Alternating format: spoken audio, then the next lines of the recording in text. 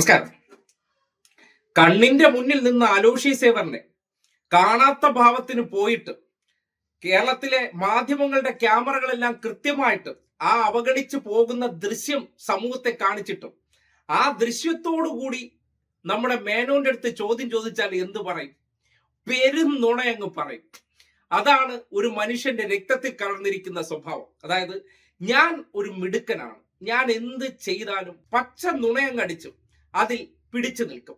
അതിന്റെ ഒരു മണി ചെയിൻ തന്ത്രം ഇന്നും പയറ്റിയിട്ടുണ്ട്. ഒന്നല്ല, 2 തവണ. അത് ഒരേ വാർത്താ സമ്മേളനത്തിൽ അലോഷി സേവിയറിനെ കണ്ടിട്ട് കാണാത്ത ഭാവത്തിന് പോകുകയും അതിനുശേഷം ഇന്നത്തെ ഡയലോഗാണ്. നിങ്ങളൊരു കാര്യം മനസ്സിലാക്കുക, ദൂരന്ന് നടന്നു വരുന്ന മനുഷ്യന് അദ്ദേഹത്തിന്റെ ദൃഷ്ടിയിൽ ആരൊക്കെ അവിടെ ഉണ്ട് എന്ന് പതിഞ്ഞിട്ടുണ്ടാകും.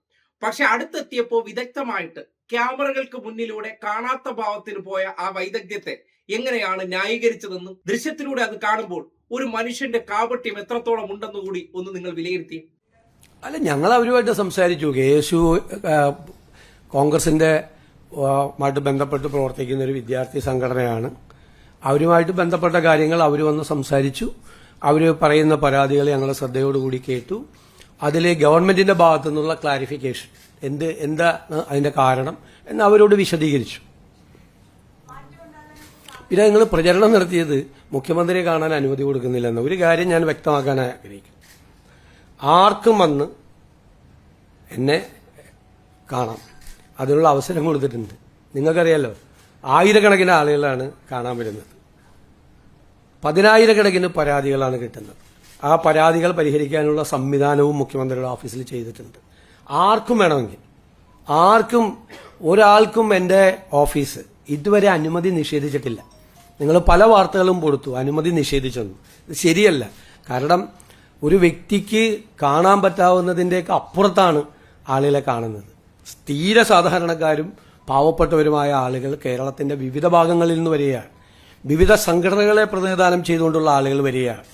10 വർഷത്തിന് ശേഷമുണ്ടായ ഒരു ഭരണമാറ്റവുമായി ബന്ധപ്പെട്ട് PSC പരീക്ഷയിലെ റാങ്ക് ലിസ്റ്റുമായി ബന്ധപ്പെട്ട ആളുകൾ, ആശ്രിത നിയമനത്തിന് വേണ്ടി വരുന്ന ആളുകൾ, ബാങ്ക് ജപ്തിയുമായി വരുന്ന ആളുകൾ ഉൾപ്പെടെയുള്ള ഏറ്റവും സാധാരണക്കാരും പാവപ്പെട്ടവരുമായ ആളുകളെ മുതൽ പ്രധാനപ്പെട്ട ആളുകളെ വരെ, ബാങ്കുകളുടെ പ്രതിനിധികൾ, സംഘടനകളുടെ പ്രതിനിധികൾ, കേരളത്തിൽ ഇൻവെസ്റ്റ്മെന്റ് നടത്താൻ വേണ്ടി താല്പര്യമായിട്ട് വരുന്ന ആളുകൾ ഉൾപ്പെടെയുള്ള മുഴുവൻ ആളുകളെയും കാണുന്നുണ്ട്.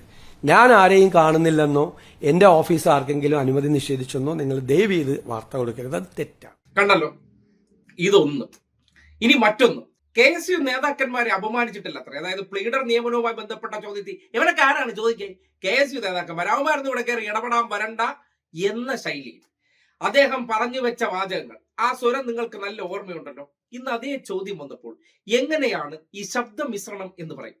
അതായത് ഇന്നലകളിൽ പറഞ്ഞ കാര്യം എനിക്ക് തന്നെ പണിയായ സമയത്ത് അതിൽ നിന്ന് തടിയൂരാൻ വേണ്ടി ഞാൻ എങ്ങനെയാണ് ആ ശബ്ദത്തിൽ മാറ്റം വരുത്തുന്നതെന്ന് കൂടി അറിയണം. ഇതും ഒരു തരം മണി ചെയിൻ തന്ത്രമാണ്.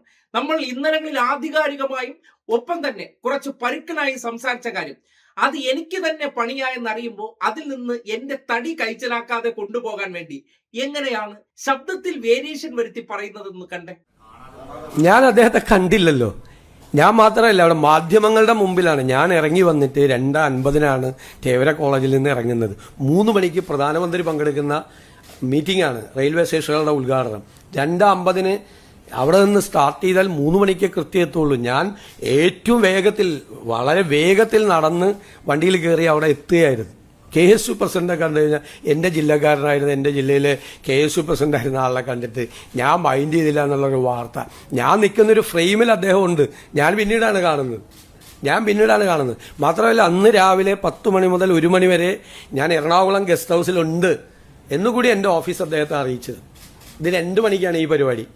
തേവര കോളേജിൽ നടന്ന പരിപാടി 2 മണിക്കാണ്. 10 മണി മുതൽ 1 മണി വരെ ഞാൻ എറണാകുളം ഗസ്റ്റ് ഹൗസിൽ ഉണ്ട് എന്നുകൂടി അവരെ അറിയിച്ചു. അതൊക്കെ തെറ്റായ വാർത്തകളാണ്. ഇങ്ങനെയുള്ള കപട കലാകാരൻ കൂടിയാണ് നമ്മുടെ മേനോൻ എന്ന് നാട്ടുകാർ മനസ്സിലാക്കാൻ വേണ്ടിയാണ് പിന്നെയും കാണിക്കുന്നത്. ഇന്നലകളിൽ പറഞ്ഞ കാര്യം ഇന്ന് ചോദിച്ചാൽ നിന്ന നിപ്പിൽ മലക്കം അറിയാൻ ഒരു മടിയുമില്ലാത്ത ഒരാൾ. എന്തൊരു വിശ്വാസ്യതയുള്ള വ്യക്തിയാണ്. ഇയാളുടെ വാക്കിൽ വിശ്വസിക്കുകയാണെങ്കിൽ ഇന്നലെ പറഞ്ഞ കാര്യത്തെ ഇന്ന് ഒരു കാരണവശാലും അയാൾ എന്ത് ചെയ്യില്ല, സമ്മതിക്കത്തുമില്ല. പറഞ്ഞ കാര്യത്തെ മാറ്റി പറയുകയും ചെയ്യും. ഇതാണ് വാക്കാണ് വില എന്ന് പറയുന്ന അല്ലെങ്കിൽ തള്ളി മറിക്കുന്നതിന്റെ യഥാർത്ഥ പൊരുൾ. വാക്കിന് ഒരു വിലയില്ല. അപ്പൊ കാണുമ്പോൾ എന്താണോ തോന്നുന്നത് അതാണ് വാക്ക്. ആ വാക്കടിച്ച് അവിടെ നിന്ന് എസ്കേപ്പ് ആയി പോയതിനു ശേഷം വാക്കാണെന്നൊക്കെ ഡയലോഗ് അടിക്കുന്നവർ, ചെയ്യുന്ന കാര്യം കൃത്യമായി ചെയ്യുന്നവർക്കാണെങ്കിൽ ഇങ്ങനെയുള്ള ഡയലോഗ് ഒന്നും പറയേണ്ട കാര്യമില്ല. ആ പ്രവൃത്തിയിലൂടെ ജനം തിരിച്ചറിയും. ഒരിക്കലും മേനോന്റെ വാക്ക് കേട്ടിട്ട് ചെല്ലുന്നവർ പ്രവൃത്തി കൊണ്ട് അത് അനുഭവിക്കാനും പോകുന്നില്ല, ഒരിക്കലും അത് നടപ്പാകാനും പോകുന്നില്ല. അതിന്റെ ഒരു യഥാർത്ഥ റിയാലിറ്റിയാണ് കഴിഞ്ഞ ആഴ്ചത്തേതിനെ നിന്ന നിപ്പി മലക്കം പറഞ്ഞ് ഇങ്ങനെയൊക്കെ മറുപടി പറഞ്ഞ് ഊരിപ്പോയത്.